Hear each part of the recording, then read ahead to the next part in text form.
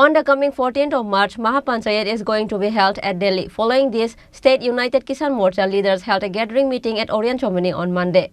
United Kishan Morcha has been organizing a different program for the upliftment of the farmers from all over the country. Likewise, on the coming 14th of March, Maha Panchayat is going to be held at Delhi.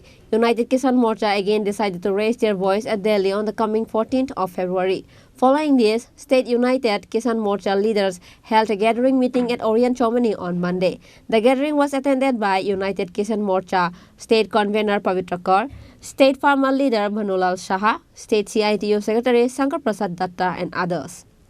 আজকে আমরা আগরতলায় এই কর্মসূচি করছি, গণঅবস্থান কর্মসূচি। আপনারা জানেন ইতিমধ্যেই সংযুক্ত কিষাণ মোর্চা ঘোষণা করেছে যে কৃষকদের যে অপূরণীয় দাবি, যেটা নিয়ে আমরা গত 3 বছর যাবৎ লড়াই করছি, তার জন্য আগামী 14ই মার্চ দিল্লির রামলীলা ময়দানে পাঞ্জাব, হরিয়ানা, ইউপি, রাজস্থান, মধ্যপ্রদেশ কৃষকরা ময়দানে মহা পঞ্চায়েত সংগঠিত করবেন।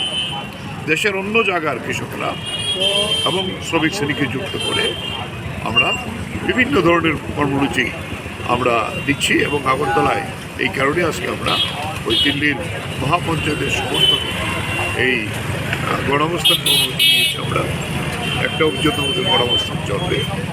তার মূল দাবি হলো যে ন্যূনতম সহায়ক মূল্য, যেটা যে আমাদের ফসলের উৎপাদন খরচা তার সঙ্গে 1.5 গুণ যুক্ত করে স্বামীনাথন যে ফর্মুলা দিয়েছেন তার ভিত্তিতে করতে হবে এবং সেখানে সরকারকে এই কৃষকদের সমস্ত দাবিগুলো যেগুলো সিগনেচার করেছিল, দুর্ভাগ্যের বিষয় হলো নির্বাচন আসছে, যে মিনিস্টার 4 জন কৃষক এবং 1 জন সাংবাদিককে হত্যা করেছিল, অজয় মিশ্র চিনি, তাকে আবার প্রার্থী করেছে।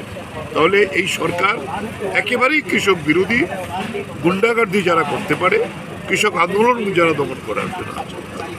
ফলে এই জায়গায় দাঁড়িয়ে আজকে আমাদের গোটা দেশের কৃষকরা আজকে প্রধান স্লোগান রয়েছে, কৃষক বাঁচাও, মোদি হটাও।